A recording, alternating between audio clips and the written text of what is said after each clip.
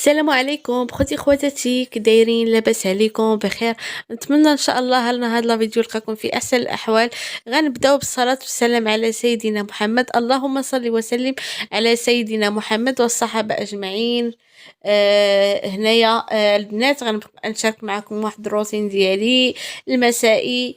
كيفاش وجدتو، كيفاش دوزتو، شنو وجدت معكم هنايا. اول حاجه البنات غنشارك معكم الطريقه ديالي اللي كنقي بها الدجاج. ملي كنجيب الدجاج، اول حاجه الطريقه اللي كنقي بها، هنايا درت بانيو فيه شويه ديال الخل وطريفه الحامض وماء نقي. اول حاجه هنايا غادي نحاول انني نقي الدجاج هو الاول، نحيد فيه ديك الشحمه ودوك الشوائب اللي كيكونوا وديك الجلده ديالو. المهم انا الجلده كنحيدها، الدجاج كامل كنخليها غير في الرجيلات. المهم هنايا اول حاجه كنحاول انني كما قلت لكم نحيد دوك الشوائب. من بعد غادي نغسل الدجاج ديالي بالخل كما قلت لكم، شويه ديال الماء والماء والحامض، طريفه الحامض. غنحاول انني ناخذ طريفه الحامض وبدا نحكي به طريفه ديال الدجاج هكا كيعاوننا اننا تحيد ديك الزفوريه. ومن بعد غنستعمل واحد المكون اللي هو الدقيق الفورس العادي، الدقيق الابيض، هو اللي غندير به المرحله الاخيره. المهم شوفوا معايا لا فيديو تشوفوا كيفاش نقيت هاد الدجاج. وصراحه الطريقه راه رائعه، كيجي الدجاج بنين في الطياب. سواء ديريه كيطراف، الا بغيتي تحمريه كيجي الدجاج يعني رائع في الطياب، يعني ما كتكونش فيه الزفوريه وما كتكونش فيه الريحه. واخا ديريه في المجمد كيبقى بحال الا يلا خديتيه. المهم هنايا بقاو معايا في لا فيديو باش تشوفوا معايا الروتين المسائي ديالي. راه وجدنا بجميع، وجدت معكم واحد الماسك، ووجدت معكم واحد البسبوسه، وكذلك وجدت معكم العشاء. نتمنى ان الروتين يعجبكم وينال الرضا ديالكم.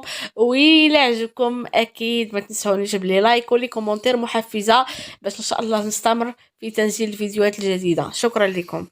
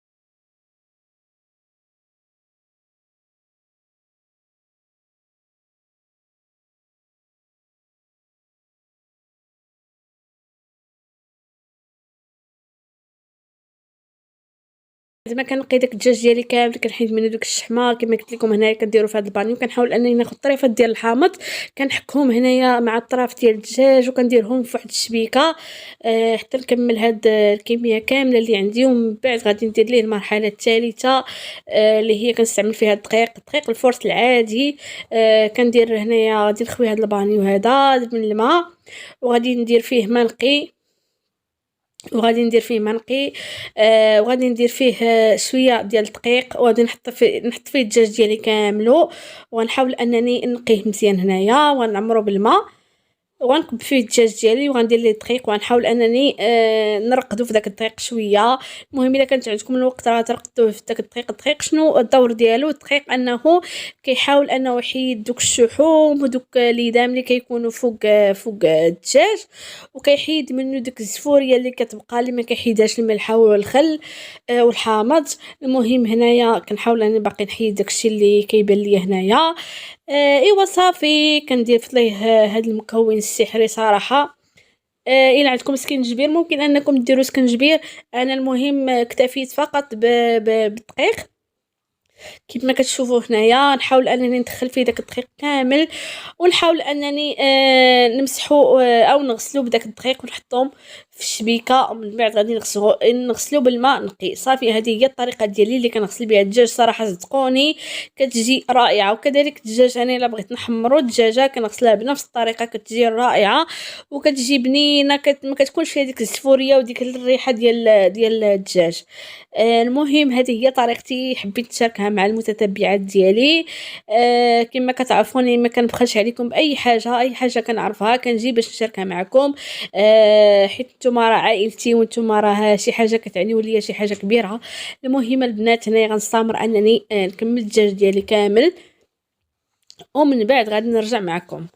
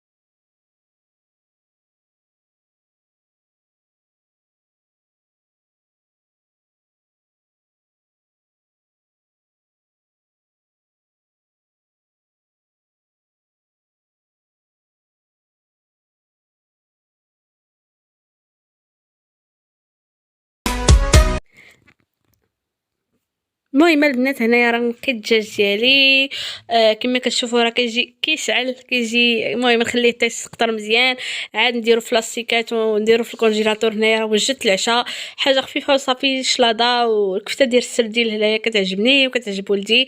المهم ودرت معاه واحد العصير ديال الفريز والبنان والتفاح حاجه خفيفه وصافي. كما كتعرفوا العشاء راه ما كيبغيش كثرة الماكله. المهم وجدنا هكايا حاجه خفيفه وصافي. من بعد غادي نمشي ان شاء الله نجمع ديك الروينه اللي خليت الكوزينه اللي وجدت في العشاء وصافي. ومن بعد غادي نوجد معكم واحد الماسك. خليكم معايا ما تمشيوش فين. واحد الماسك اللي كيجي رائع وكيجي ساهل صراحه. ما فيهش بزاف ديال المكونات. ايوا المهم حنا راه تعشينا الحمد لله على نعمة الله. دابا غادي نوريكم الماسك اللي صاوبت اللي هو هذا فيه الحرق من بلدي ومعلقه كبيره ديال ضرن مسوس. المهم انا كنصاوب لا كونتيتي اللي غادي ندير اليوم في الليل وغدا في الصباح ان شاء الله. هذا الماسك زوين كيحيد النمش في الوجه وكيحيد البقع ديال الشمس وكذلك كيبيض البشره مع المده الا كنتي كداومي عليه. المهم هنايا انا غندير الماسك ديالي غنابليكي على وجهي وغادي نمشي ان شاء الله نغسل واحد الروينه عندي ديال الماعن كما كتشوفوا عندي الروينه ديال الماعن هنايا. المهم غسلتهم وكنخليهم يستقطروا هكايا ومن بعد كنرجعهم كل واحد لبلاصتو. الا درتهم في الشبيكه يبقاو تماك. المهم ومن بعد غادي نجي باش نغسل الماسك ديالي. اول حاجه كنغسلو غير بالماء دافي ومن بعد كندير هذا الكوماج ومن بعد كندير هاد الماسك عاوتاني ديال الودعه والحامض حتى هو زوين زوين زوين رائع بزاف، لقيت فيه راحتي ولقيت فيه داكشي اللي بغيت. كيصفي الوجه وكيخلي الوجه يعني كيخليه زوين وكيخليه ما فيهش ما كتقشرش، كيخلي الوجه زوين. ومن بعد غادي نرطب وجهي بنيفيا سوفت اللي غنيه على التعريف، كريمه اللي كترطب الوجه، مرطب خطير. وهنايا جيت نشارك معكم واحد الحاجه كنديرها انايا. هاد البودر هذا من اوريفلام، وهاد الزيت ديال جونسون ديال الدراري الصغار، كنخلطهم وكان ابليكيهم على لو كور ديالي او الجسم ديالي من بعد الدوش، كيخلي ريحه رائعه. المهم هاد البودره هادي راه موجوده في اوريفلام. نتمنى تجربوا هاد الوصفه، راه خطيره بزاف. وهنايا غادي نوجدوا جميعا ان شاء الله واحد البسبوسه اللي كتجي سريعه، نوجدها ان شاء الله بالنسبه للفطور الغدا.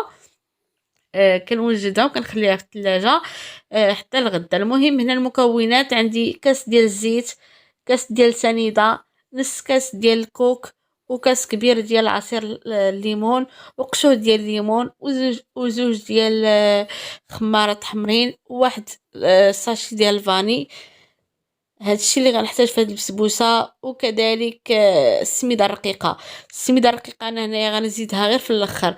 وجوج بيضات، هنايا درت البيض ديالي مع غادي نخدم البيض وغادي نخدمو مع السنيده هنايا شويه، ومن بعد غادي نزيد باقي المكونات وغادي نكبها في المولي ديجا دهنتو بشويه ديال الزبده والدقيق ولا السميده اللي عندك. وغادي ندخلها للفران 180 درجه، نشعلو لتحت ومن بعد الا نفخات لينا كنشعلو الفوق وصافي. وهذه هي البسبوسه ديالنا السريعه.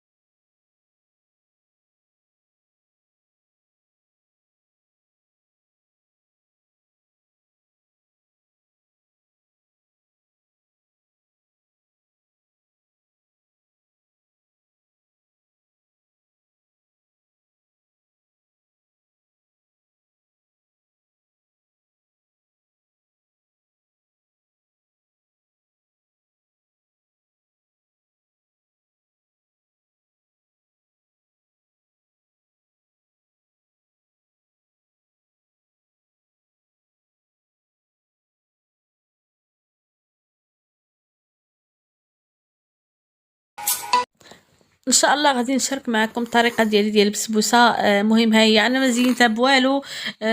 رفقتها هنايا بشي ديال العصير ديال الليمون. بسبوسه عاديه وصافي، باش غير تحلي وصافي.